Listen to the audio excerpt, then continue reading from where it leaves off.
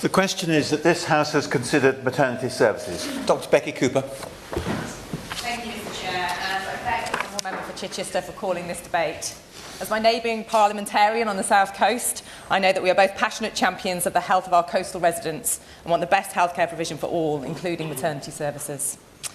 Unfortunately, despite numerous reviews, plans and strategies, too many maternity services, as my honourable member has pointed out, remain shockingly, stubbornly poor.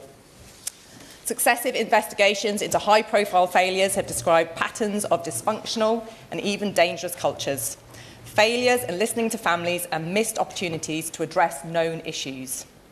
As a result, too many mothers and babies have experienced substandard care and unacceptably poor outcomes. In the last year, the number of maternity services in England awarded inadequate or requires improvement ratings by the CQC increased from 54% to 67%. Of the 131 maternity services inspected from August 2022 to December 2023, only 4% were rated outstanding, and not one was rated outstanding for safety. In this context, we see stagnating progress to improve rates of stillbirth and maternal mortality rates not seen in the UK for over 20 years. As we have already heard, black women are almost 3 times more likely, and Asian women almost twice as likely than white women, to die during birth or postnatally.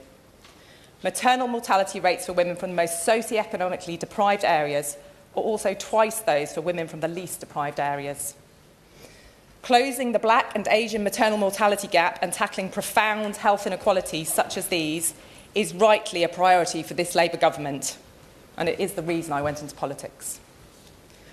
Poor outcomes exist too for the most vulnerable and marginalised women, such as refugees, LGBTQ+ women, prisoners, those who have been through the care system or experienced domestic violence or sexual abuse, all of whom are more likely to experience poorer maternity care and resultant trauma.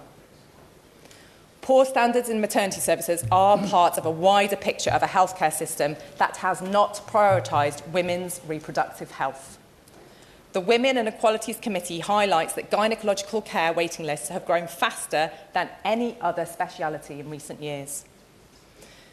As a public health professional, it saddens me to say, but the NHS Confederation reports that the UK stands out as the country with the largest female health gap in the G20 and the 12th largest globally, with women spending 3 more years in ill health and disability when compared to men. Now, these are systemic failings that underpin the poor outcomes and health inequalities that we see in maternity care. As a public health doctor, I have worked in and led health teams, and as the proud MP for Worthing West, I have heard from dedicated staff across our local services. So I understand that systemic issues fail staff as well as patients. In our own hospital in Worthing, the maternity services are staffed by hard-working, capable healthcare professionals who want to be able to get on with the job that they have trained for.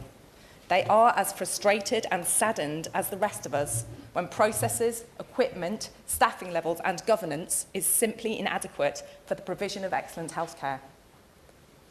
Our government has pledged to recruit and train thousands more midwives, which is to be warmly welcomed. And the forthcoming 10-year plan for the NHS is an opportunity to address the underlying problems of a de-skilled and demoralised workforce that impact maternity services. We must take action to improve midwife training and retention, address the numbers of qualified medical staff on maternity wards, improve patient voice, and bring a relentless focus on safety and compassion. There is an urgent need to transform the health and social care system, and in doing so, we have a superb opportunity to be looking at innovative models of integrated and accessible neighbourhood health maternity services delivered alongside hospital care. Finally, I welcome the recommendations of the Birth Trauma APPG for a national maternity improvement strategy and a maternity commissioner to drive improved outcomes and rebuild our services. Thank you.